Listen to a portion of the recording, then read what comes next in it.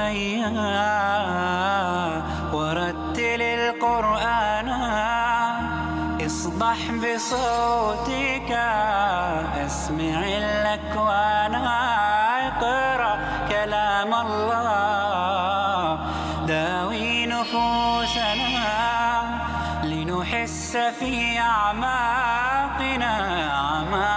الإيمان فؤاد كالحجارة قسوة فإذا وعى القرآن حين نالا.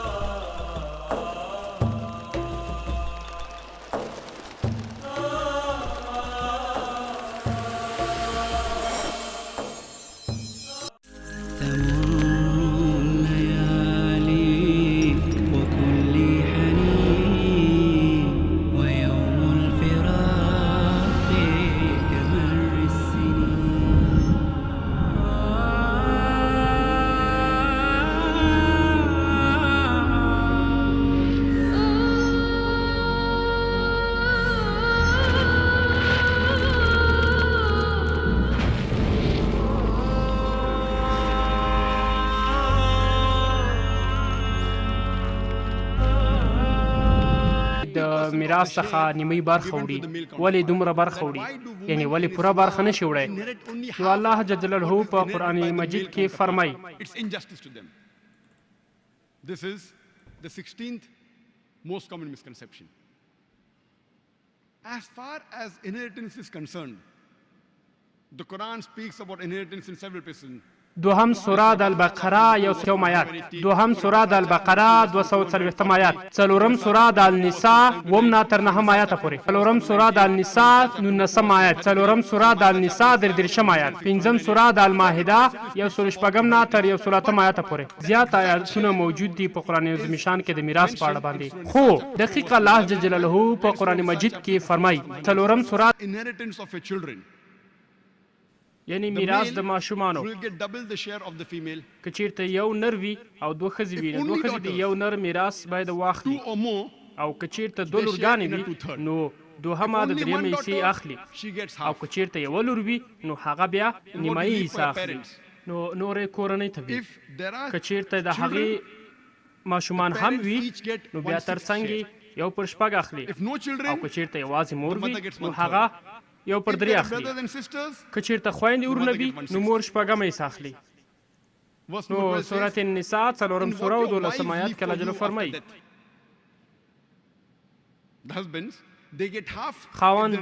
هغوی نیمه اخلي که چیرته ماشومان وي، که چیرته ماشومان نه وي هغوی څلور اخلي، او خاوند که چیرته میرمنې ته پرېږدي، که چیرته ماشومان یو پر څلور اخلي، او که چیرته ماشومان نه وي نو بیا اته اخلي، یو پر اته. نو فکر مه کوئ که چیرته تاسې نشئ یادوئ نو لاړ شئ کورو ته، قرآن پاک واس کړئ، څلورم سوره د النساء 11 نه تر 12 آیاته پورې کوئ شئ چې ویل ولئ. په عام ډول سره کرا شو چې دوه ښځې د یو سړي حق اخلي، خو ځینې ځایونو کې داسې راغلي چې دواړه یو شوي. که چیرته یو شخص مړ شي او هغه مور او پلار یعنی که اولادونه یې نه وي نو هغه یو شپږ اخلي دواړه، او که چیرته دوه خویندې وي، شخص مړ شي او دوه خویندې وي، یو خور ورور پاتې شي نو هغه هم یو پر شپږ اخلي. نو په اکثره ځایونو کې همداسې راغلي دي چې حتی یوه میرمن دوه چند اخلي، یعنی دوه چنده د نر څخه اخلي. که چیرته یوه ښځه مړه شي نو هغه خاوند او مور او پلار ولري نو خاوند یې نیم اخلي، مور یې درېیم اخلي، او پلار یې یعنی شپږم اخلي. یعنی دغسې بعضې ځایونو کې راغلي دي چې مور یعنی دوه چنده برخه اخلي. نو دا سمه ده، یعنی بعض ځایونو کې په همدې ډول سره راغلي دي. نو اوس به راشو که چیرته یو خاوند وي یعنی یو ښځه نیمه حصه د نر اخلي، یعنی همدا ډول که اولاد پیدا شي نو هغه دوه چنده حصه د ښځې اخلي یعنی ښځه نیمه حصه اخلي هغه یوه حصه اخلي دلته ځینې ځایونو کې همدا ډول سره راغلي دي راځو اوس دلیل ته منطقي دلیل ته راځو دلیل یې دا دی ګورئ په اسلام کې یعنی ټول کالی لباس همدا ډول سره خوراک هر څه په نر باندې وي یعنی د دې څخه یوه ښځه بېغمه وي And after she's married, it's the duty of the husband and the son. وینې او میرمن د مالی بخش څخه بیخي بېغمه ده د همدې لپاره الله جل جلاله یعنی دغه میراث ویشلی دی Allah subhanahu wa ta'ala has put the shares. And let me give you an example. نو راځئ زه تاسو ته یو مثال درکړم که چیرته 150 درهمه یو نفر څخه پاتې شي د بدون د دې نه چې خپلوان ته ورکول شي ټول نه را پاتې شي 150 درهمه پاتې شي دلته یو او زوی او یو لور ولري نو 100 درهمه زوی ته ورکړي او 50 درهمه لور ته نو اوس تاسې ماته وایي هغه 100 درهمه چې هغه شخص ته ورکړي یعنی نر ته هغه کورنۍ نر ده د کور او هغه کور کې مصرفوي یعنی ټوله خرچه کور کې کوي هغه 50 درهمه چې هغه ښځې ته ورکړه هغه یې ځان ته ږدي یعنی تاسې کوم یو ته ترجیح ورکوئ هغه 100 درهم اخلئ چې بس کور کې ټولې مصرف کړئ او که هغه 50 درهم اخلئ چې هغه یعنی تاسې ځان سره وساتئ یوه روپۍ هم مصرف نه کړئ نو یعنی نه 80 اخلئ نه 90 اخلئ نه 100 اخلئ یوازې 50 اخلئ چې ځان سره کېږدئ او که 100 اخلئ چې ټولې مصرف کړئ نو د همدې لپاره الله جل جلاله عادلانه قضاوت کوي که چیرته یعنی 50 میرمنې ته ورکول کېده او 50 نارینه ته نو دلته به نارینه ویل چې دا څه رقم یو دین دی دواړه مساوي یو زه د کور کارونه هم کوم مصارف هم کوم بیا هم سره مساوي یو نو د دې لپاره الله جل جلاله یو عادلانه قضاوت ترسره کړی دی نو الله جل جلاله په قرآن مجید کې فرمایي څلورم سوره د النساء 40م آیات کې چې الله جل جلاله یعنی هیڅکله غیر قضاوت نه کوي ولسمه پوښتنه هغه عامه پوښتنه چې د غیر مسلمانانو وروڼو کړې وه چې ذاکر صاحب تاسو موږ ته ووایئ چې ولې مسلمانانو وروسته له مرګ څخه په ژوند باندې باور لري یعنی ولې مسلمانان په دې ډول سره باور لري موږ ته منطقي ځواب راکړئ چېرته اسلام یو منطقي دین وي نو موږ ته منطقي ځواب راکړئ یعنی د منطق نه موږ ته ځواب راکړئ نو تاسې وګورئ او دوی په دې باور دي ګوره چې دوی وایي چې یعنی دغه وروسته د هغه نه چې پټو سترګو نړۍ ده هغه او هغه یعنی نالیدلې نړۍ ده او تاسې په دې باندې ولې باور کوئ راځو زه به تاسو ته ووایم چې یعنی هغه نه پټې سترګې نړۍ ده او نه هم کڼه نړۍ په اصطلاح ورته وایو چې هغه یعنی نامعلومه نړۍ نه ده بلکې یعنی الله جل جلاله را به شو اوس منطق ته به راسو چې الله جل جلاله 6,000 نه زیات آیتونه په قرآن عظیم شان کې د ساینس په اړه باندې راوړي دي فرمایلی دي نو تاسې اوس وګورئ تقریبا په زرهاو آیتونه الله جل جلاله د ساینس په اړه باندې ویلي نو دلته یعنی ساینس دا نه ده ثابته کړې د قرآن یوه نقطه یې هم نه ده ثابته کړې او د دې په اړه باندې دوی یعنی څېړنه نه ده کړې یوازې د قرآن څخه اخیستي نورې پریښی خو یعنی اوس وایي چې ساینس راځو ساینس ته چې هغه وایي تقریبا 80% د قرآن عظیم شان کوم نښې نښانې چې دي هغه دوی وایي صحیح دي سمه ده 80% او 20% چې دي هغه په مابینځني حالات کې دي یعنی نه صحیح دي نه غلط دي یعنی دلته وګورئ زه یو منطق نه کار اخلم که چیرته 80% یو څه 100% صحیح وي نو دا 20% هم زه په دې مطمئنه او باور یم انشاءالله تعالی چې هغه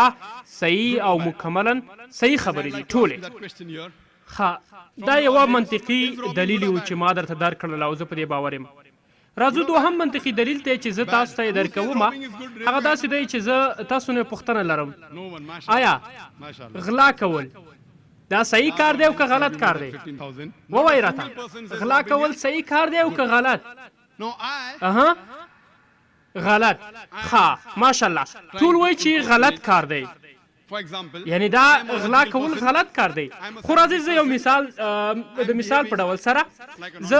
اوس یو منطقي دلیل تاسو ته درکوم But مثال په ډول تاسو داسې فکر وکړئ چې زه یعنی مثال په ډول باندې زه یو عیسوي یم یعنی بېدینه یم یا خو بېدینه یم ښه زه بېدینه شخص یم نو دلته زه غلا کوم زه وایم چې غلا ښه کار دی I like robbing. زه وایم چې غلا ښه کار دی A chance. نو تاسې ماته یو دلیل راکړئ یو دلیل راته ووایئ چې غلا ښه کار نه دی I am giving you a chance اها to prove یعنی to me زه وایم چې robbing غلا is ښه bad, کار دی and I will stop robbing. دا زه منم I've told د you. مثال په ډول باندې اوس ماته ته ووایې چې زه غلا کوم زه کولی شم مفتې پیسې دي کولی شم داسې یو غټ هوټل ته لاړ شم نو په لوی لوی هوټلونو کې زه خوراک وکړم ښه اسوده وګرځم نو زه وایم چې غلا ښه کار دی ماته یو دلیل راکړه او ته راته ووایې چې غلا ښه کار نه دی 20 دلیلونو څخه تیر شه یو دلیل ماته راکړه Give me only one logical. یو دلیل راکړه او راته ووایې چې غلا ښه کار نه دی نو زه به دا غلا کول پرېږدم Can anyone اها tell me? سمویل ورور Brother.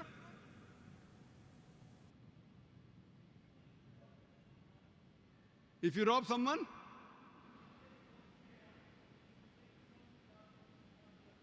can you speak a bit louder? لږ په زوره یې وایه ورور او لږ په زوره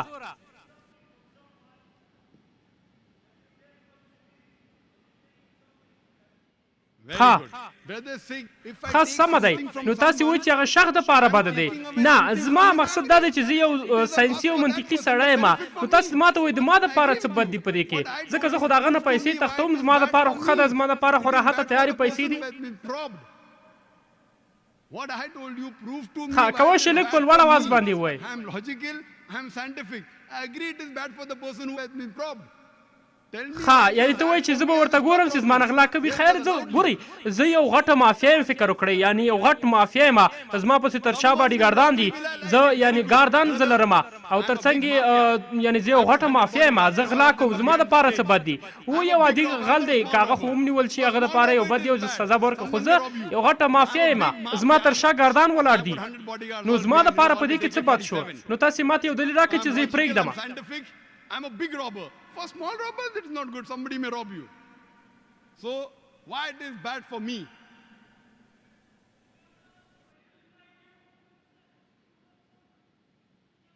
Yes. هو وروره Why is robbing bad? ولې غلا کول بد دي نو تاسې به یو بد کس واوسئ I'll be bad for other زه people. تاسو سره په دې موافق یم بچیا چې زه به بد اوسم خو زما لپاره ولې بده ده I agree. ستاسو نوم به بد وي My name. زما نوم ډېر ښکلی دی Good. نو زما نوم به ولې بد وي ځکه چېرته پیسې پټې کړم زه به یو غټ هوټل کې ښه خوراک وکړم ښه خواړه به وخورم نو زما نوم به جګ وي زه مې نوم پسې څه کوم یعنې نوم مې زه څه کوم زه خو پیسې لرم زه خو غلا کوم پیسې لرم تیارې پیسې لاسته راوړم نو دې کې زما څه بد دي Me, I get easy money. یعنې زما خو لا ښه وخت تېرېږي ښه کوم بل څوک څه پوښتنه وکړي Someone will say. ښه ګورئ ما به که چېرته پولیس ونیسي تاسې وګوره زه یې غټه مافیا یم پولیسان ما نه شي نیوی هغوی زما په دې جیب کې دي یعنې که امیر وښی که همدا ډول سره لوړپوړي چارواکي وښی هغه زما په دې جیب کې دي زه پیسې ورته ورکوم پولیسانو ته زه پیسې ورکوم نو هغوی ما څنګه ونیسي Payroll. یعنې زه یو غټه مافیا یم هغوی نشي کوی ما ونیسي ځکه چې هغوی ته زه خرچې ورکوم پیسې ورته ورکوم نو همدا ډول سره ما دا زیات تمرین کړی دی تقریبا په زرهاو خلکو په مخ کې تقریبا 100,000 خلک ناست نو هغوی ته ما دا ویل چې تاسې ماته دا په اثبات په ثبوت ورسوئ چې ولې زما دپاره غلا یعنې بده ده نو هغوی یو هم جواب رانه Why کړ robbing is bad. ته به ما ووژنې I have ښه got cards. نو که مخکې له دې نه ته ما ووژنې زما ګردان به تا ووژنې ښه څنګه کې Yes, brother. ښه ورو What I think why که it ډېر would be bad سرمایدار for you is اوسې نو ته به because څه فکر when you کوې چې start زما دا robbing, پیسې you'll ورکې شي یا څوک collecting a رانه lot of پټ کړي. wealth. Very good. That wealth, you'll be worried about to keeping it safe. And ته به that ذهناً will نارامه take یې your sleep او په away. همدې فکر کې به یې چې It takes پیسې رانه safety څوک away پټې from نه your کړي. family, and it won't give you peace of mind. And when you lose your peace of mind, you lose everything. ښه تاسې وایئ که زه چېرته پیسې اغلا کړم زما ذهن به نارام وي ولې ورور زه کولی شم پیسې په بانکونو کې وساتم زه به ولې نارامه اوسم یعنې دا وګورئ دلته زیات خلک دي یعنې پیسه داره خلک ناست دي دلته سرمایه‌داره ناست دي نو هغوی دې وایي چې هایا پیسې ساتل ستونزمن کار دی نو دوی ټولې په بانکونو کې ساتي نو دلته که چېرته یو غریب وي که تا سره زرګون نو ته به وایې ادارې کې به چې دا زرګون رانه ورک نه شي زه خو یې بانکو کې ساتم که یو عادي سړی غریب سړی او زرګون جیب کې ولري نو هغه په دې ډارې کې چې دا رانه څوک پټ نه کړي ورک نه شي نو For me, I'm a billionaire. او کچېرې بانک ته پیسې جمع کړي بانک ته اکاونټ ته جمع کړي نو ته به په دې فکر کې چې بانک له منځه لاړ شي پیسې مې هم له منځه لاړ شي These are natural او calamities. که بانک کې له منځه لاړ شي نو Brother بیا is saying, ښه ته وایي چې پیسې به بانک کې له منځه لاړ شي یا طبیعي پېښه وسي هغه وسي دا خو بانک خو زه اخلم یعنې بانک تاسې وګورئ زما پیسې پکې پرتې دي هغوی خو ما ته بېرته راکوي یو وخت only in bank, you can keep in wealth, you can keep in real estate. It is one.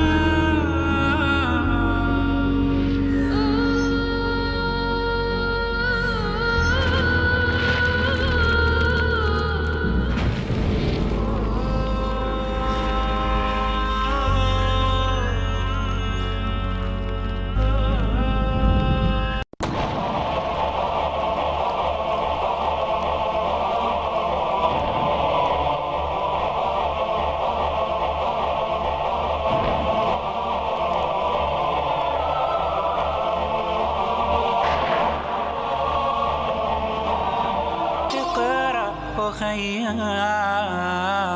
ورتل القرآن اصدح بصوتك اسمع الأكوان اقرأ كلام الله داوي نفوسنا لنحس في أعماقنا الإيمان فؤاد